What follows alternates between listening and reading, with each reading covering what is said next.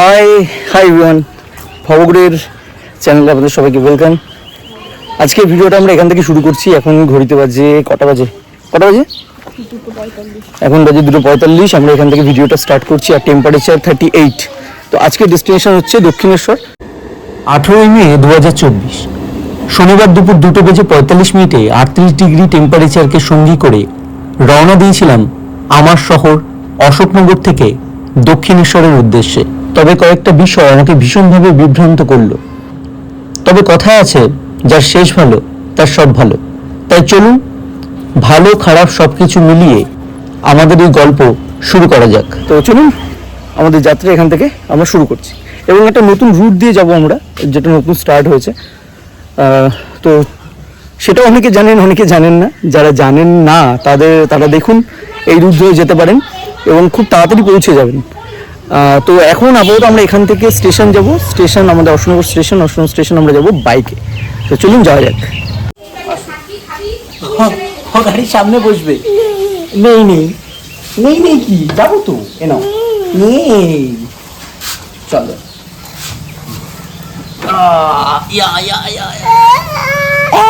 Tata করে দাও মাকে, টাটা করে দাও। ও না, মা আরও লাগবে। নাও নাও, ওঠো ওঠো ওঠো। টাটা টাটা টাটা করে দাও। Tata bye bye bye bye bye bye. তো চলো সবাইকে টাটা বাই বাই করে আমরা চলে যাচ্ছি স্টেশনের দিকে। টাটা। বাবা কি এটা? বাবা এটা কি? বাবা গরু? ইয়েস। আমরা কিন্তু চলে এসেছি অশোকনগর স্টেশন। এবার এখান থেকে আমরা ট্রেন ধরবো। একটা হাবড়া লোকাল আছে এক্ষুনি। এখন বাজে 3:04। 3:03 আসার কথা, অলরেডি লেট। তো এখান থেকে আমরা যাবো দমদম জংশন। নির্ধারিত সময় থেকে আমাদের train 3360 Habra Sealdah local 15 minute লেটে এসে পৌঁছলো Ashoknagar station. Destination Dumdum junction. ট্রেনে খুব একটা বেশি ভিড় না থাকায় ট্রেনে ওঠা মাত্রই সিট পেয়ে গেলাম। অশোকনগর থেকে দমদম পর্যন্ত আমাদের এই ট্রেন 3360 অতিক্রম করবে টোটাল 33 কিলোমিটার পথ। মাঝে স্টেশন পড়বে টোটাল 12টা। আর দমদম পৌঁছতে আমাদের সময় লাগবে 1 ঘন্টা 13 মিনিট। আর এরই মধ্যে এক বাউল দাদুর গলায় গান শুনে মনে পড়ে গেল সৃজনীর কণ্ঠে ভবঘুরের টাইটেল ট্র্যাক।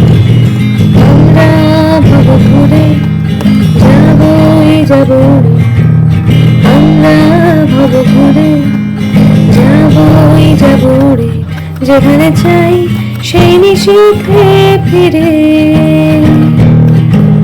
শহরের কোলাহল থেকে চলো দূরে পালাই মনের হাত ধরে। নির্ধারিত সময় থেকে প্রায় 30 মিনিট লেটে এসে পৌঁছলো আমাদের train Dum Dum junction. Dum Dum junction থেকে আপনারা লোকাল ট্রেনে ধরে পৌঁছে যেতে পারেন দক্ষিণেশ্বর স্টেশন। সেক্ষেত্রে আপনাদেরকে দমদম থেকে ধরতে হবে ডানকুনি লোকাল। আপনাদের সুবিধার্থে দমদম থেকে দক্ষিণেশ্বর যাওয়ার কিছু ট্রেন টাইম আপনাদের সাথে শেয়ার করলাম। চাইলে ভিডিও পজ করে আপনারা দেখে নিতে পারেন। তবে এই দক্ষিণেশ্বর যাত্রাপথে আজ আমরা যাব দমদম থেকে দক্ষিণেশ্বর মেট্রো করে।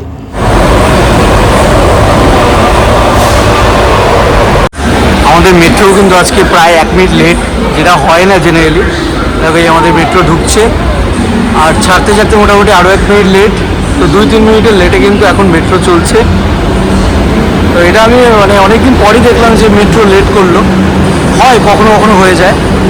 তো চলো যাওয়া যাক, বেশ ভিড় আছে। দমদম স্টেশন ঢুকতেই মেট্রোর ভিড়টা নিমিষের মধ্যে কোথায় যেন একটা ভ্যানিশ হয়ে গেল। আর আমরা উঠে পড়লাম দমদম থেকে দক্ষিণেশ্বর যাওয়ার উদ্দেশ্যে। দমদম থেকে দক্ষিণেশ্বর এই যাত্রাপথে আমাদের মেট্রো অতিক্রম করবে 6.20 কিলোমিটার আর সময় লাগবে 10 থেকে 15 মিনিটের মতো। দমদম ছেড়েই আমাদের পরবর্তী স্টেশন নোয়াপাড়া এবং তার পরের স্টেশনই বরানগর, এবং এই দুটো স্টেশন অতিক্রম করে আমাদের ট্রেন মেট্রো পৌঁছে গেল আমাদের গন্তব্য দক্ষিণেশ্বর মেট্রো স্টেশন। তো ফাইনালি আমরা চলে এলাম দক্ষিণেশ্বর মেট্রো স্টেশন। এখান থেকে আমরা ডিরেক্টলি স্কাই ওয়াক ধরে আমরা যাব দক্ষিণেশ্বর মন্দির। শনিবার, তাই স্কাই ওয়াকে কিন্তু প্রচণ্ড ভিড়, তাই আমরা ওই দিক থেকে আর গেলাম না। আমরা স্কাই ওয়াকের ঠিক নিচ থেকে একটা রাস্তা আছে, সেই রাস্তা ধরে আমরা যাচ্ছি। আপনারা যদি কখনো স্কাইওয়াক ধরে যেতে না পারেন সেক্ষেত্রে কিন্তু আপনারা এই রাস্তা ধরে যেতে পারেন। তখন আমি স্কাইওয়াকের ঠিক নিচ থেকেই যাব। যেদিন মোটামুটি দক্ষিণেশ্বরে রাস চলে, আমার মনে হয় সেদিনের জন্য স্কাইওয়াকে না গিয়ে আমার মনে হয় এই নিচে স্কাইওয়াকের ঠিক নিচ থেকে যে ফুটপাথটা আছে এই ফুটপাথ ধরে যদি আপনারা যান সেক্ষেত্রে আমার মনে হয় যে আপনারা একটু তাড়াতাড়ি পৌঁছতে পারবেন এবং ভিড়টা আপনাদেরকে কম ফেস করতে হবে।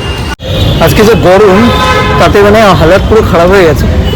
আর চ্যানেলের প্রথম ভিডিও মায়ের দর্শন দিয়ে শুরু করবো ভেবেছিলাম, যাই জন্য আজকে দক্ষিণেশ্বর এলাম। আজকে শনিবার, দিনটাও ভালো।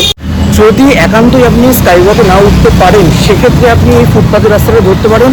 আদারওয়াইজ আমি সবাইকে সাজেস্ট করবো যে আপনারা স্কাইওয়াক ধরেই যান, কারণ সেটা সেফ।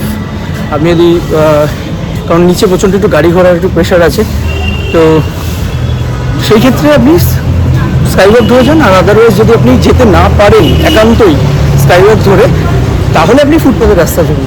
কিন্তু আপনাকে হাঁটতে হবে সেমই, এমন নয় যে স্কাইওয়াক ধরলে আপনার হাঁটার মানে যে দূরত্ব সেটা কমে যাবে, সেটা একদমই নয়।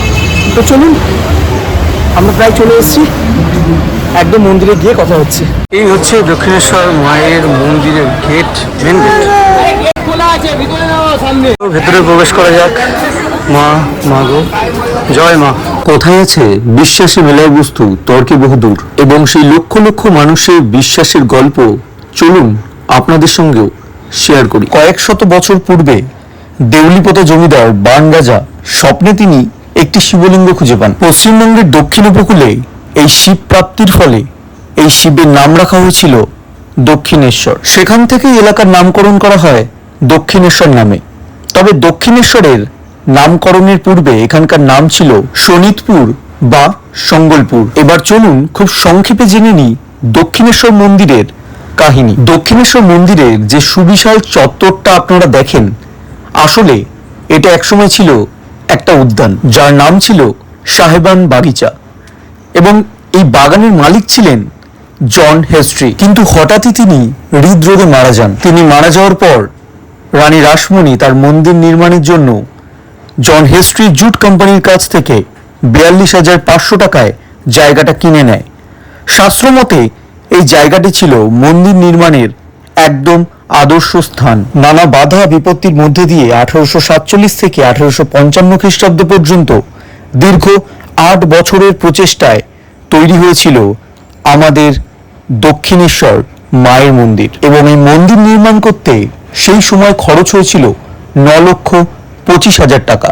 তবে আশ্চর্যকর ঘটনা তো তখন ঘটল যখন মন্দির নির্মাণ প্রায় শেষের দিকে। তখনও মন্দিরের কাজ কিছুটা বাকি, কিন্তু মন্দির নির্মাণের আগেই তৈরি হয়ে যায় মা ভবতারিণীর মূর্তি।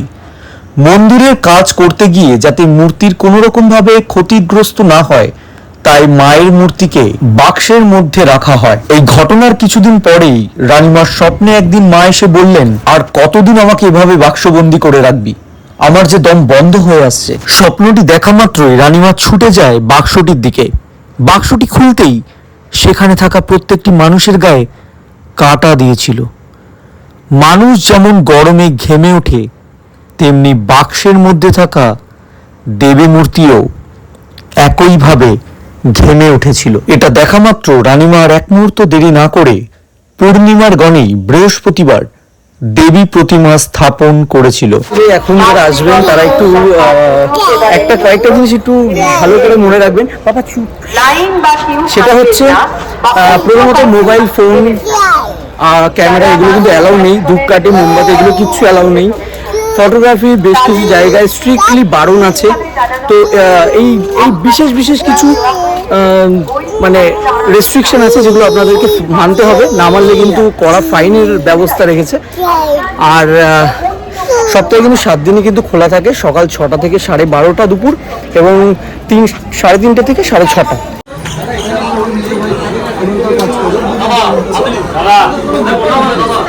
এখানে টোটাল 1 থেকে 58টা স্টল আছে, ঠিক আছে। সব স্টলেই কিন্তু সেম ফেসিলিটি, আলাদা করে কিন্তু কিছু স্পেশাল কিছু নেই। তো আপনার যেখানে মন চায় আপনারা কিন্তু সেখান থেকে কিন্তু প্রসাদ নিতে পারেন, সেখানে আপনি ব্যাগ রাখতে পারেন, সব জায়গায় কিন্তু সেফ। প্রসাদের জন্য আমরা আজকে 52 নম্বর স্টলে এসেছি। তো আপনারা চাইলে কিন্তু 52 নম্বর স্টলে আসতে পারেন। দাদার কাছে আপনারা নিশ্চিন্তে মোবাইল, ব্যাগ সব কিছু রেখে নিশ্চিন্তে পুজোতে যেতে পারেন। আর ডালাও কিন্তু একদম রিজনেবল আর খুব সুন্দর প্রসাদ, ডালা ফুল টুল দিয়ে দেয়। তো বিস্তারিত আমি এই কাকুর কাছ থেকে শুনে নেব, বলুন। আপনারা আসবেন, কোনো অসুবিধা হবে না। এসে জুতো রাখবেন, যাবতীয় যা রাখার জিনিসপত্র রাখবেন, কোনো সেফ থাকবে, আমার টোকেন দিয়ে দেবো। আর পুরো যেমন খুশি নেবেন, ভালো মিষ্টি পাবেন। এমনকি যদি ভোগ খেতে যান কখনো মন্দিরে, ভোগের ব্যবস্থাই করে দেবো, খাইয়ে দেবো। টিকিট কাউন্টারে টিকিট করে আপনাকে খাইয়ে দেবো। এই ব্যবস্থা আমাদের দিতে, এই পরিষেবা আমাদের দেবো অবশ্যই। দিন ফোন নাম্বারটা আমাদের 9830828875। একদম ওকে, ঠিক আছে, আমি স্ক্রিনে দিয়ে দেবো। কিন্তু চাইলে 52 নম্বর স্টলে আপনারা ভিজিট করতে পারেন। এই যে 52 নম্বর স্টল আছে, তো আপনারা এখানে এসে আপনারা প্রসাদ নিতে পারেন। আর যদি কারো ভোগের ব্যাপার থাকে যে একটু ভোগ প্রসাদ মাকে দেবেন, তো সেই ক্ষেত্রে আপনারা কল করুন, কল করে কথা বলে নেবেন, ঠিক আছে। ফাইনালি পুজো করা শেষ করে আমরা এবার চলে যাচ্ছি বাড়ির দিকে। তো অনেক আশা নিয়ে খুব ভালোভাবে পুজোটা দিতে পারলাম। দুঃখের বিষয় এখন যেহেতু ফোন অ্যালাউ নেই, সেটা অনেক দিন থেকেই রুলস হয়েছে, তাই দেখাতে পারলাম না। তো কোনো ব্যাপার না, দেখেছি সব কিছু ভিডিওতে বা ক্যামেরা বন্দি না করলেও হয়, কিছুটা চোখে বন্দি করলেও হয়, তো সেটাই করেছি আমরা। তো চলুন আজকে মতো ভিডিও এখানেই শেষ করছি। ঝড়ও আসছে, বাড়ি ফিরতে হবে। দেখা হচ্ছে আপনাদের সঙ্গে আমাদের নেক্সট ভিডিওতে। খুব শীঘ্রই আসছি নেক্সট ভিডিও নিয়ে। তাড়াতাড়ি প্লিজ চ্যানেলটা সাবস্ক্রাইব করে নিন আর বেল আইকনটা প্রেস করে প্লিজ পাশে থাকুন। Thank you so much. মায়ের দর্শন করে টকঝাল ঘুগনির স্বাদ নিয়ে রওনা দিলাম বাড়ির দিকে। যাওয়ার আগে এখান থেকে নিয়ে গেলাম মায়ের আশীর্বাদ ও কিছু স্বপ্ন বাস্তবায়িত করার অদম্য ইচ্ছে। এই ছিল আজকের ভ্রমণ কাহিনী। দেখা হচ্ছে খুব শীঘ্রই। আসছি আমরা আরও একটি নতুন ভ্রমণ গল্প নিয়ে। সঙ্গে থাকুন, চ্যানেলটি প্লিজ সাবস্ক্রাইব করুন এবং বেল আইকনটি প্রেস করে আমাদের পাশে থাকুন।